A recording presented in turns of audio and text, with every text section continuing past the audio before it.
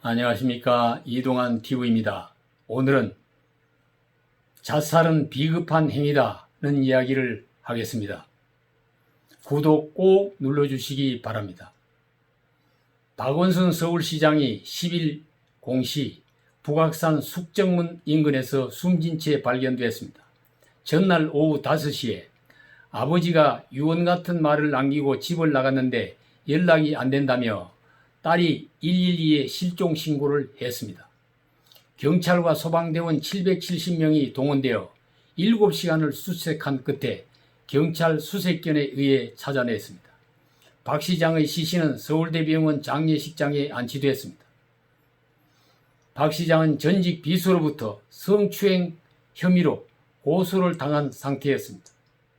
박 시장은 서울대 우조교 사건을 계기로 성희롱과 인권 변호사, 페미니스트로 유명해진 변호사이며 시민운동가입니다.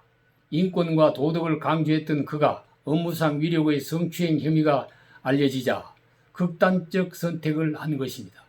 10일 오전 박 시장의 유서가 공개됐습니다. 모든 사람에게 죄송하다. 내 삶에서 함께 해주신 모든 분들에게 감사드린다. 오직 고통밖에 주지 못한 가족에게 내내 미안하다. 화장해서 부모님 산소에 뿌려달라. 모두 안녕. 친필의 글을 남겼습니다. 박 시장이 스스로 목숨을 끊고 자살했다는 소식을 들은 시민들은 모두 충격을 받았습니다. 더불어민주당 이해찬 대표는 민주당은 평생 동안 시민을 위해 헌신하신 고인의 삶을 기리며 고인의 가는 길에 추모의 마음을 바칩니다 하고 추모했습니다. 미래통합당 조영 원내대표는 박원순 시장의 비극적 선택에 대해서 매우 안타깝게 생각합니다. 큰 충격에 잠겨있는 유가족들에게 깊은 위로의 말씀을 드립니다고 조의를 표했습니다. 외신들도 속보를 보냈습니다. 미국 뉴욕타임스는 한국의 대통령 다음으로 힘이 센 선출직 공직자가 숨졌다. 한국 최초의 성희롱 사건에 성소한 인권 변호사 출신이며 코로나19와의 싸움에서 가장 공격적인 지도자였다고 보도했습니다. 영국 BBC 방송은 김원순 시장이 북한산에서 시신으로 발견됐다. 전 여직원이 박 시장을 상대로 성추행 주장을 제기했지만 이것이 사망의 원인이 됐는지는 확인되지 않았다고 소개했습니다. 박 시장의 장례식은 서울특별시장으로 5일장으로 치러진다고 합니다. 서울시청 앞에도 분향소를 설치해 일반 시민이 조문할 수 있도록 한다고 합니다. 시민들은 갑작스러운 박 시장의 죽음을 안타까워하면서도 자살하게 된 동기와 자살 행위에 대해서는 동의하지 않고 있습니다. 특히 국민이 선출한 고위직 공직자가 직위를 이용해 직원을 성추행한 비도덕적 행위에 대해 시민들은 분노하고 있습니다. 여비서를 성추행한 안희정 전 충남도지사 사건이 발생하고 여직원을 성추행한 오거돈 전 부산시장 비행이 폭로되면서 받은 국민들의 충격이 아직 가라앉기도 전에 천만 수도 서울의 수장이 또 이런 범행을 저지른 것입니다. 시민들은 왜 유언장에는 성희롱을 당한 피해자들에 대한 사과는 없는가? 목숨을 끊으면 무죄가 되는가? 고 고인을 비난하고 있습니다.